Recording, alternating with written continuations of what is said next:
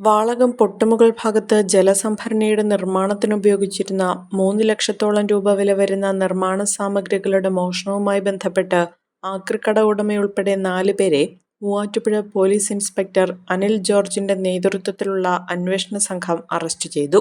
ആക്രിക്കട ഉടമയായ മുളവൂർ സ്വദേശി ഷമീർ, 18 വയസ്സുകാരായ വാളകം സ്വദേശികളായ ബേസിൽ, ആദർശ്, അശ്വിൻ എന്നിവരെയാണ് അറസ്റ്റ് ചെയ്തത്.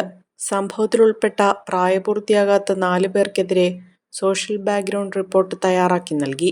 ആക്രിക്കട നടത്തിവന്നിരുന്ന ഷമീർ പലപ്പോഴായി എത്തിച്ചു കൊടുത്തിരുന്ന മുതലുകൾ മോഷണമുതലാണെന്ന അറിവോടെ കുറഞ്ഞ വിലയ്ക്ക് വാങ്ങി ഉയർന്ന വിലയ്ക്ക് മറിച്ചു വിറ്റ് വരികയായിരുന്നു.